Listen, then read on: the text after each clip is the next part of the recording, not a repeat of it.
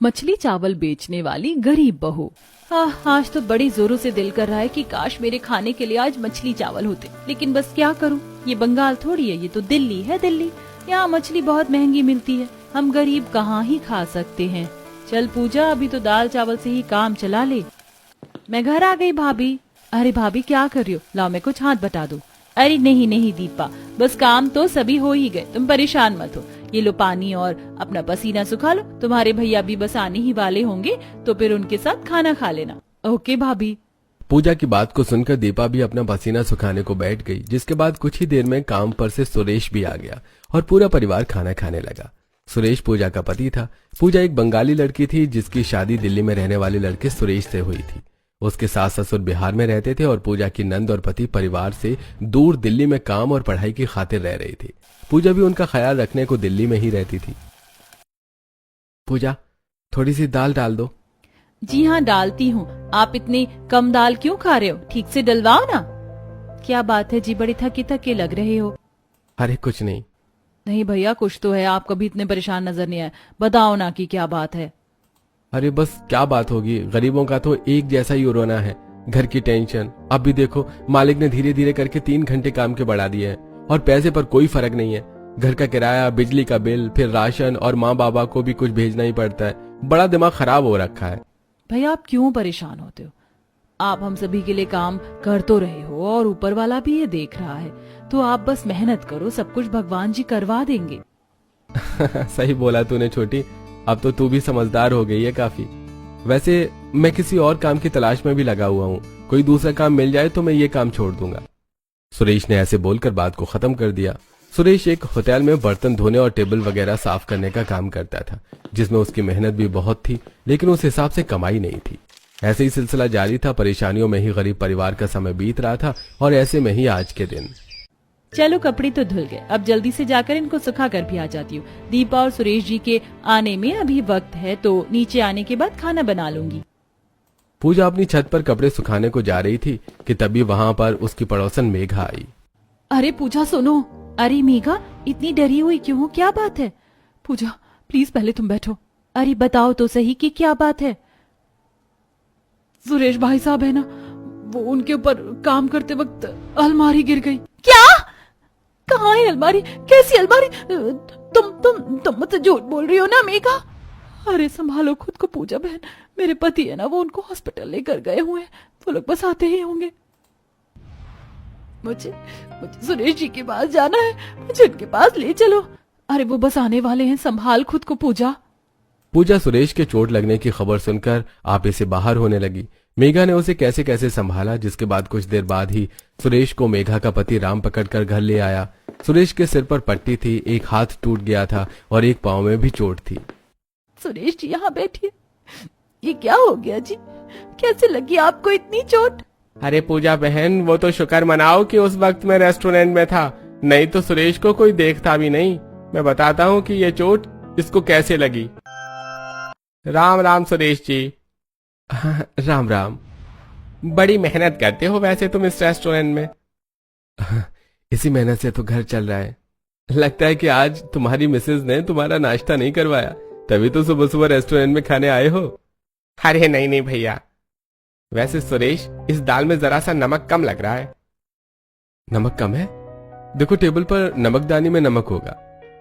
अरे ये तो खाली है, लाओ मैं इसको भरकर लाता हूँ। सुरेश ऐसे बोलकर अलमारी से नमक लेने को चला गया। नमक का डिब्बा काफी ऊपर था और बड़ी सी अलमारी पूरी सामान से भरी हुई थी। जैसे सुरेश ने नमक उतारने की कोशिश की तो अलमारी ही उसके ऊपर आ गिरी और भारी अलमारी के नीचे सुरेश दब गया। तो ये सब ऐसे हुआ था। उस वक्त रेस्टोरेंट के मालिक एक रेस्टोरेंट में नहीं थे, बस मैं ही था। मैंने कैसे कैसे सुरेश को अलमारी के नीचे से निकाला और फिर जल्दी से इसकी मरहम पट्टी करवाई।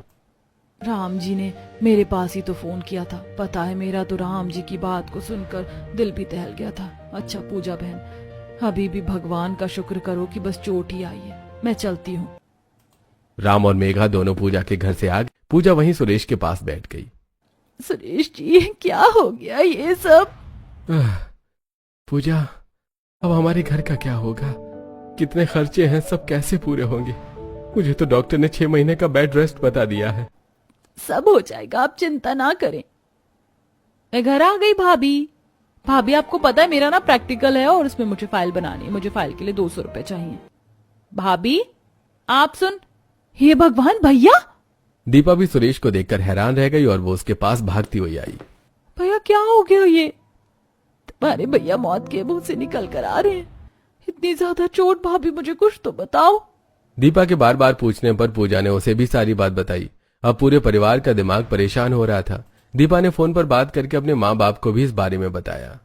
माँ पता है भैया को बहुत ज्यादा चोट लग गई है, मुझसे तो उनकी ये हालत देखी ही नहीं जा रही है। बच्चों अगर सुरेश को ज्यादा चोट लग गई है तो फिर तुम दिल्ली में मत रहो, यहाँ बिहार आ जाओ। वैसे भी अपनी जगह अपनी ही होती है। क्या माँ, लेकिन फिर मेरी पढ़ाई का क्या? जब तेरा भाई ही सही नहीं है तो फिर कौन सी पढ़ाई? हाँ, मुझे माँ के पास जाना है, चलो बिहार चलते हैं। आपको माँ के पास जाना है? ठीक है सुरेश जी, हम सभी कल चलेंगे वापस से बिहार। वैसे भी दिल्ली में करने को हमें आसानी से कोई काम नहीं मिलेगा और फिर परेशानी में तो परिवार ही सहारा बनता है। पूजा ने फैसला कर लिया था कि अब वो दिल्ली में नहीं रहेंगे। उसने दीपा के साथ मिलकर सारा जरूरत का सामान बांधा और अगली सुबह होते ही वो ट्रेन से दिल्ली से बिहार जाने को निकल गए। वैसे बहुत वक्त के बाद हम लोग बिहार जा रहे हैं ना। मैं तो पहली बार ही बिहार को जा रही हूँ।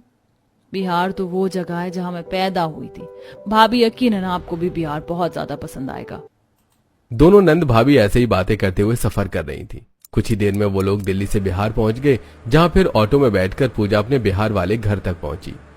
वाह, ये हमारा घर है, अच्छा है। माँ, मेरी प्यारी माँ। नमस्ते माँ जी और बाबा। नमस्ते बहू।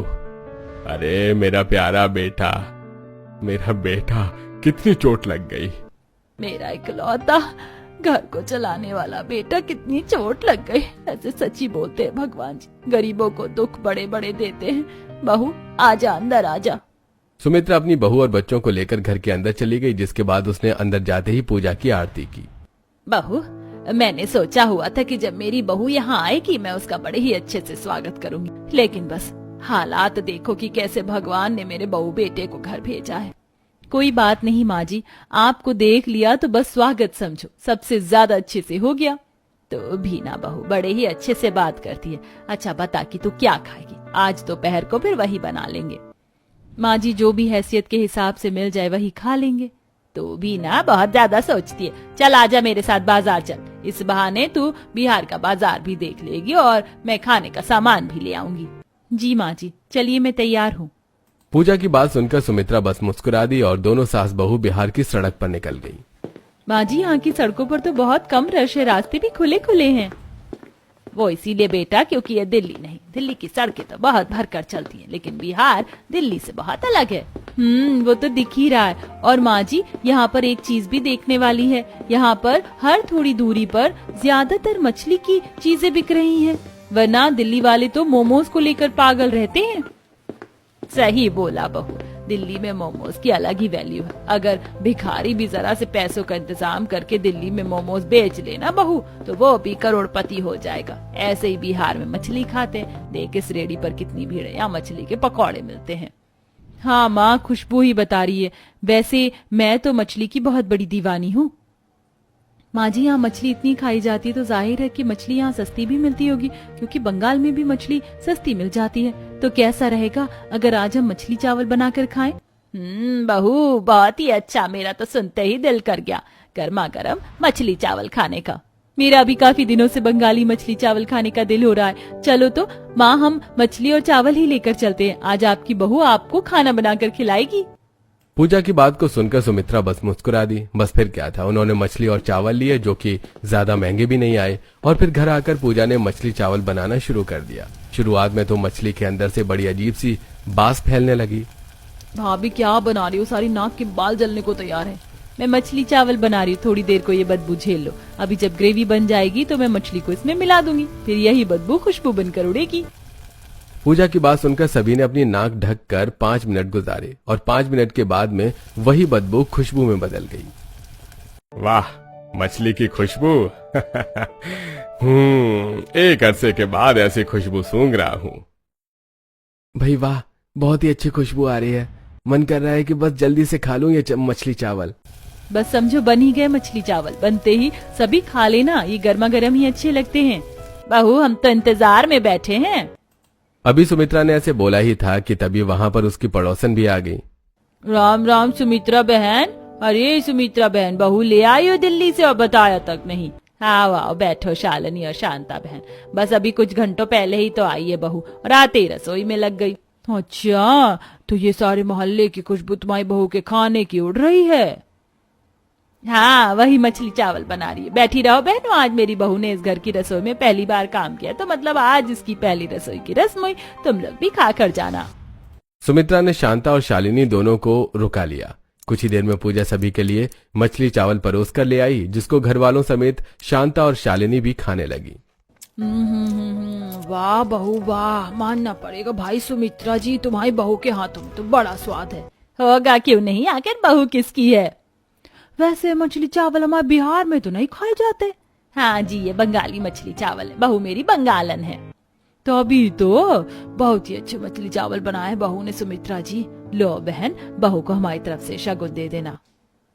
शालिनी और शांता दोनों ने खुशी में पूजा को शगुन दिया। उनके जाने के बाद परिवार वालों ने भी मछली चावल खाए, जो कि उनको भी बहुत ही ज्यादा पसंद आए। भाभी ये तो बहुत ही ज्यादा टेस्टी है। आप ये बताओ कि आप ये मछली चावल दिल्ली में क्यों नहीं बनाती थी। क्योंकि वो दिल्ली थी और मुझे पता था कि वहाँ पर मछली सस्ती नहीं मिलेगी, बस इसीलिए मैंने कभी भी वहाँ मछली चावल बनाने की बात नहीं की। लेकिन भाभी सच में ये बहुत ही ज्यादा टेस्टी है। अगर किसी रेस्टोरेंट में हम बेचे ना तो सच में ये मछली चावल बहुत ही धड़ल्ले से बिकेंगे। ऐसा क्या। अरे माँ जी आइडिया। माँ हम काम की तरफ से परेशान हैं, सुरेश जी को भी चोट लगी हुई है और ये 6 महीने से पहले कुछ नहीं कर सकते। तो फिर कैसा रहेगा अगर मैं बिहार में मछली चावल बेचूं तो। तुम मछली चावल बेचोगी? बस पूजा। क्यों, मैं बेच नहीं सकती हूँ क्या सुरेश जी। आज की नारी क्या कुछ नहीं करे, आप मुझे ये बताएं। अरे घर को चलाना बस जिम्मेदारी आदमी की नहीं औरत की भी होती है, और एक औरत होना मेरी कमजोरी नहीं, मेरी सबसे बड़ी ताकत है। हाँ बहू, तूने सही कहा। अब जब घर का इकलौता कमाने वाला ही इस हालत में नहीं है कि वो कुछ कर पाए, तो उसका मतलब ये थोड़ी है कि हम हाथ पर हाथ रख कर बैठ जाएंगे। तू बेच, तुझे क्या करना है, मैं तेरे साथ हूँ। सुमित्रा, बस बोल देने से काम नहीं होते हैं। हर काम को करने से पहले पैसा होना चाहिए, वो कहाँ से आएगा। मैं अपनी बहू की मदद करूंगी अपनी इकलौती बची हुई पायलों को बेचकर। तुम उन पायलों की बात कर रही हो क्या, जो माँ ने तुम्हें दी थी? सुमित्रा मजाक मत करो। जानती हो ना माँ ने कैसे कैसे पैसे बचाकर तुम्हें वो पायलें पहली रसोई के शगुन के रूप में दी थी, और तुम उन्हें बेच दोगी। आपकी माँ ने अपनी बहू को देने को मेहनत की थी और मैं उनसे अपनी बहू की मदद करूंगी। माँ जी, अगर वो पायल इतनी ही कीमती हैं तो आप उन्हें बेचना मत, उनको गिरवी रख देना। भगवान जी ने अगर यहाँ से हमारे हालात पलट दिए तो कल को वो खत्म नहीं होंगी, मैं उन्हें छुड़ाकर आपको दे दूंगी। जरूर बहू, मुझे तेरे ऊपर पूरा भरोसा है। सुमित्रा और पूजा के बीच में जो बात हुई थी उन्होंने सब वैसे ही किया। सुमित्रा ने पूजा के काम के लिए अपने पांव की पायल गिरवी रख दी, जिससे पूजा को कुछ पैसे मिल गए, और उसने एक रेडी और मछली चावल बेचने के लिए राशन और हर जरूरी सामान का इंतजाम कर लिया। सामान तो सारा आ गया है, अब तो बस कल सुबह मुझे मछली चावल बेचने को निकलना है। हे भगवान जी, बस आप मेरा साथ देना और मुझे इस परीक्षा में अकेली ना करना। बहू, भगवान जी अच्छे लोगों का साथ जरूर देंगे। अब तू सोचा, कल सुबह जल्दी उठकर तुझे काम पर भी जाना है। सुमित्रा की बात को सुनकर पूजा सोने के लिए लेट गई, लेकिन रात के वक्त उसे ज्यादा नींद नहीं आ पाई, क्योंकि सुबह उठकर उसे मछली चावल बेचने को पहली बार जो निकलना था। भाभी ज्यादा टेंशन ना लो, सो जाओ, सब कुछ देखना अच्छा ही होगा। अरे दीपा, तुम सोई नहीं अभी तक? आप भी तो नहीं सो रही हैं भाभी, सो जाओ। ऐसे ही बातों में और थोड़ा बहुत सोकर रात गुजर गई। अगली सुबह जल्दी उठकर पूजा ने मछली चावल बनाने शुरू किए, जिसकी खुशबू सारे मोहल्ले में फैल गई, और 8 बजे पूजा अपनी रेडी लेकर जाने को तैयार हो गई। मैं जा रही हूँ माँ जी, मुझे आशीर्वाद दो। मेरा आशीर्वाद हमेशा तेरे साथ है बहू, जा ध्यान से जाना। अपनी सास से आशीर्वाद लेकर पूजा अपनी रेडी लेकर मछली चावल को बेचने के लिए निकल आई, और आकर वो एक रोड पर अपनी रेडी लेकर खड़ी हो गई, जहाँ बाकी और कई सारी रेडियां लगी हुई थी। यहाँ खड़े होकर तो मुझे भी अजीब नहीं लग रहा है, यहाँ पर सभी लोग कुछ न कुछ बेच ही रहे हैं। पूजा को लगा कि उसकी रेडी सही जगह पर लग गई है, लेकिन किस्मत को कुछ और ही मंजूर था। पूजा के आसपास खड़े हुए सभी रेडी वालों को पूजा की रेडी से चिढ़ मचने लगी, और तभी एक मछली के पकौड़े बेचने वाली औरत मछली के कबाब बेचने वाले आदमी से बोली, सोनपाल जी, कौन है ये औरत जो शान से अपनी रेडी यहाँ लगाए हुए खड़ी है? इसको मालूम नहीं है क्या कि ये अपना एरिया है? अरे ये तो मैं भी देख रहा हूँ कि एकदम से कौन घुस आया है। बंगाली मछली चावल वाली सोनपाल जी तो हमारी दुकानदारी खराब करवा देगी। चलो मिलकर इसकी रेडी को हटवाते हैं। हाँ जी सही है। सोनपाल और शिखा दोनों जलते हुए पूजा की रेडी पर आ गए, जहाँ पूजा मछली चावल गरम कर रही थी। अरे आइए आइए, स्वागत है। आपको मछली चावल की फुल प्लेट दूं या हाफ प्लेट? अरे बहन ज्यादा मासूम ना बनो और यहाँ से अपनी रेडी हटाओ, चलो कहीं और को ले जाओ। क्यों? आपको क्यों हटवाना है मेरी रेडी को? क्योंकि ये हमारे बेचने की जगह है और कोई भी यहाँ ऐसे ही नहीं घुस सकता, इसलिए। ऐसा किसने बोला? मैं यहाँ किसी की जागीर पर नहीं, सरकारी जमीन पर अपनी रेडी लगाई हुई हूँ और हर भारतीय कहीं भी रेडी या कुछ भी लगा सकता है। देखो ज्यादा हमें नियम कानून मत सिखाओ, समझ आया? ये जगह हमारी है और हम यहाँ अपनी रेडी लगाते हैं, इसलिए हम तुमको यहाँ कुछ नहीं बेचने देंगे। अरे पर लेकिन क्यों? मैं यहाँ कुछ भी क्यों नहीं बेच सकती हूँ? अभी तो मेरी रेडी पर कोई आया भी नहीं है, सभी आपकी ही रेडियो पर आए जा रहे हैं। अगर हम यहाँ खड़े होकर 4 पैसे कमा भी लूंगी तो उससे आपको क्या कमी आ जाएगी? और ग्राहक देना तो भगवान जी का काम है ना। अरे समझ में नहीं आती है क्या बात? बोला ना यहाँ से जा तो बस जा, क्यों बहसबाजी में लगी हुई है? चाहती है क्या कि तेरी रेडी पलट दे? ठीक है, मेरी रेडी ना पलटना, मैं यहाँ से जा रही हूँ। मैं अपने काम के पहले ही दिन कोई दंगा नहीं चाहती हूँ। भगवान जी मुझे कोने में भी ग्राहक देंगे। पूजा ने शांति का दामन थामे हुए वहां से जाने का मन बना लिया। पूजा को समझ नहीं आ रहा था कि अब वो कहाँ रेडी लगाई, इसलिए वो एक मोहल्ले में चली गई और वहां पर उसने मछली चावल बेचने शुरू किए। चावल ले लो, मछली चावल गर्मा गर्म। भगवान, कहते हैं कि वो तो चींटियों को पत्थर में भी खाना देते हैं, मेरे लिए ग्राहक भी वही भेजेंगे। पूजा आस लगाए हुए ग्राहकों के आने का इंतजार करने लगी। कुछ ही देर के बाद मोहल्ले के 1-2 घरों से औरतें आई और पूजा से मछली चावल खरीदने लगी। हाँ जी बोलिए, आपको कितने मछली चावल देने हैं? मुझे बहन मुझे 4 लोगों के लायक मछली चावल चाहिए। तुम खुद ही बता दो कि कितने सही रहेंगे। तो आप 4 फुल प्लेट ले लो। वैसे भी बंगाली मछली चावल एक इंसान 1 प्लेट तो खा ही लेगा। ठीक है, तो तुम मुझे 4 प्लेट ही दे दो। वैसे मछली चावल स्वादिष्ट तो होंगे ना? मेरा मतलब हमने कभी बंगाली मछली चावल खाए नहीं है, तो हमें बिहार का स्वाद ही अच्छा लगता है। हाँ जी, बहुत अच्छे होंगे, आप लेकर जाओ। देखना आप कल भी आओगी। लाओ तो फिर मुझे दे दो मछली चावल, देखते हैं बंगाल का स्वाद। शोभा पूजा से 4 प्लेट मछली चावल लेकर चली गई। ऐसे ही मोहल्ले में जितने भी घर थे सभी ने पूजा से मछली चावल खरीदे और फिर दोपहर के बाद से पूजा के पास ग्राहक आने बंद हो गए। सुबह से दोपहर तक तो मेरे पास काफी ग्राहक आए हैं, लेकिन अब तो कोई भी नहीं आ रहा। शायद मोहल्ले के सभी घरों से मुझसे लोगों ने मछली चावल खरीद लिए। कोई नहीं, मैं यही इंतजार करती हूँ, हो सकता है कि कोई बाहर का भी आ जाए। पूजा ने दोपहर से शाम तक इंतजार किया, लेकिन कोई भी उसके पास मोहल्ले से बाहर का ग्राहक नहीं आया। उसके काफी सारे मछली चावल बच भी रहे थे। सूरज डूब गया है, अभी तक तो कोई नहीं आया, तो अब क्या ही आएगा। मुझे घर चलना चाहिए अब। हेलो हेलो भाभी, कहाँ रह गई आप? घर आ जाओ, सभी इंतजार कर रहे हैं।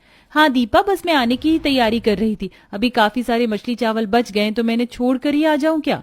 अच्छा कोई बात नहीं भाभी, आधे बिक गए, पहले दिन के हिसाब से इतना ही काफी है। अब आप जल्दी से घर आ जाओ, सभी आपका ही इंतजार कर रहे हैं। दीपा की बात सुनकर पूजा ने अपनी रेडी को समेटा और वो अपने घर को वापस चली गई।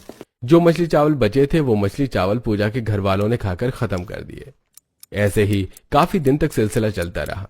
पूजा मोहल्ले में रेडी लगाती थी, जिसकी वजह से बस मोहल्ले के लोग ही उससे मछली चावल खरीद पाते थे और बाकी कोई भी बाहर का उसके मछली चावल के बारे में नहीं जानता था। ऐसे ही आज के दिन भी पूजा एक मोहल्ले में ही खड़ी हुई थी।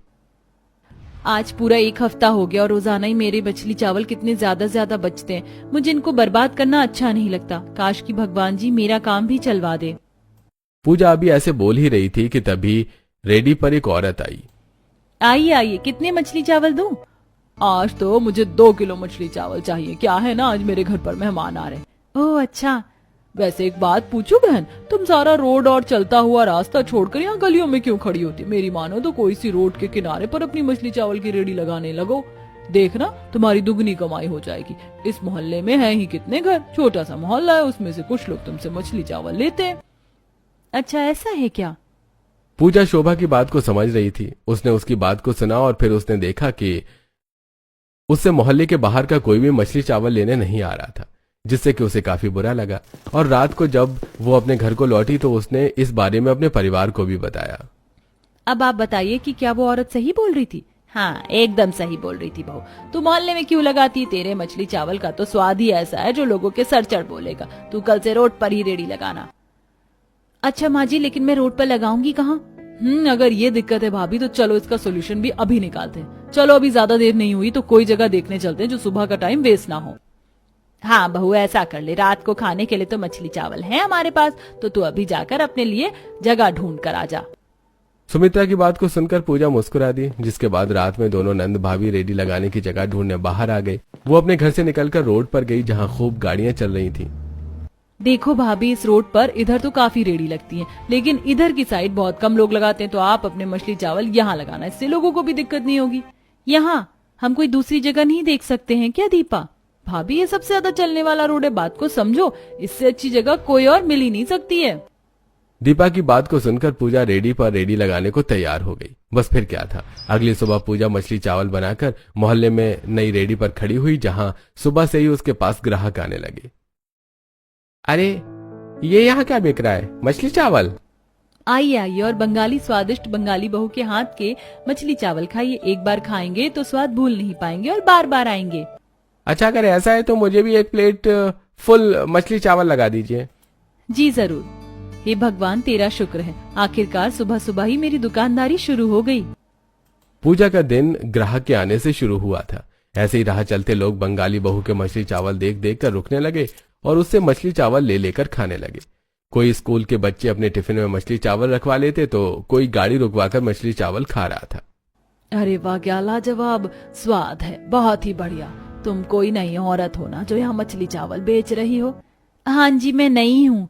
तुम्हारे हाथों में बहुत ही ज्यादा अच्छा स्वाद है। अगर तुम इसी ईमानदारी से मछली चावल बनाती रहोगी तो देखना बिहार में तुम मशहूर हो जाओगी। शारदा की बात ने पूजा का दिन बना दिया। आज शाम तक पूजा के सारे मछली चावल बिक गए थे और उसकी अच्छी कमाई भी हुई थी। अरे वाह, आज मुझे लगा कि मैं कमाने निकली हूँ। बस भगवान अपनी कृपा मुझ पर ऐसे ही बनाए रखना। पूजा बड़ी खुशी खुशी अपने घर को लौटी। ऐसे ही अगले दिन फिर उसने रोड पर रेडी लगाई और उसकी ऐसे ही कमाई हुई। अरे वाह, आज तो दोपहर तक ही मेरे सारे मछली चावल निपट गए। अब कल से मुझे और भी ज्यादा मछली चावल बनाकर लाने पड़ेंगे। पूजा ने अगले दिन और ज्यादा मछली चावल बनाए और आज उसके साथ दीपा भी मछली चावल बेचने को आ गई। भाभी, 2 प्लेट और मछली चावल देना और 1 प्लेट पैक कर दो। अच्छा, अभी देती हूँ। ऐसे ही धीरे धीरे पूजा का काम बढ़ गया और उसने रेडी से अपना छोटा सा मछली चावल का कैफे खोल लिया। उसमें लोग बैठकर मछली चावल खा सकते थे। पूजा का कैफे अच्छा चलता था और लोग दूर दूर से उसके कैफे में मछली चावल खाने को आते थे। पूजा ने अपने दम पर अपने पति का इलाज करवाया और सास की गिरवी रखी हुई पायल भी छुड़वा ली। अब उनके हालात बदल चुके थे। सारा परिवार कैफे को ही संभालता था और सभी खुशी खुशी रहते थे।